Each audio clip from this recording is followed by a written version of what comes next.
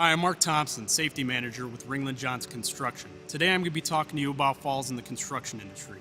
In the construction industry, 1/3 of all fatalities are a result of falls, a statistic that has remained consistent over the years. Through proper planning, training, and providing workers with the equipment and tools necessary to get the job done safely, all of these falls can be avoided. Ringland Johns Construction is committed to the safety of all workers on our company's job sites. As a result, we have partnered with OSHA to produce this brief fall protection safety video. Since fall protection is such a vast subject, the focus of the video will be on unprotected sides and edges. OSHA defines an unprotected side or edge as any walking or working surface with a fall hazard of 6 or more feet to a lower level. Some common unprotected sides and edges can include, but aren't limited to, stairways, elevator shafts, skylights, elevated floors and working platforms, roofs, and many other walking working surfaces. Planning for fall protection should always begin long before the work begins to identify any and all potential hazards related to the work. Always have a plan in place as to how the job will be done. Having a backup plan is never a bad idea either. Planning is necessary to make sure that the equipment that is going to be used is suitable for the task at hand. Always be proactive and never reactive when it comes to safety, especially with fall protection.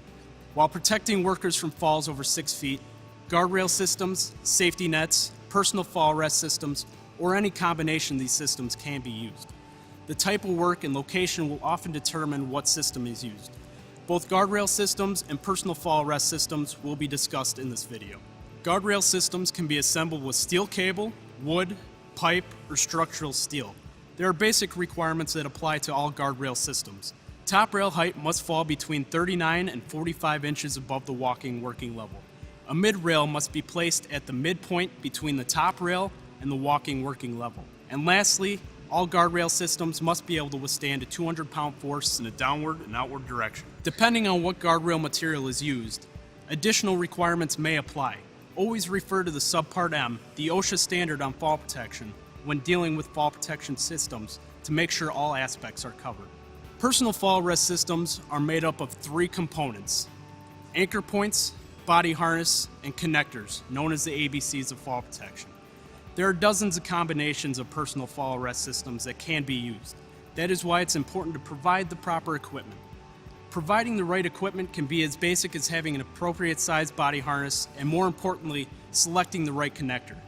Potential fall distance will determine whether a lanyard, self-retracting lifeline, or fall restraint device are used. Before using any personal fall arrest system components, make sure you complete a proper inspection of each piece of the system.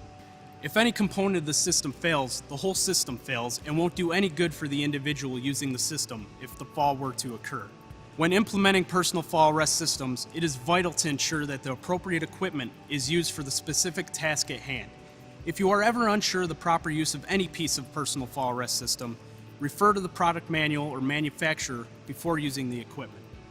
The last part of preventing falls is proper training.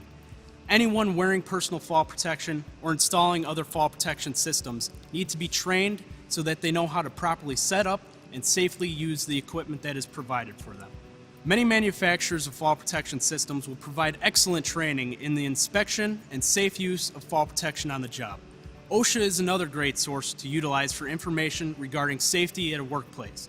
OSHA can provide training as well as answer any safety and health questions you may have. Remember that no job is too big or small to provide proper means of fall protection. Whether you're erecting a 500,000 square foot manufacturing facility or repairing a 2,000 square foot roof, the hazards are all the same and the principles of fall protection always apply.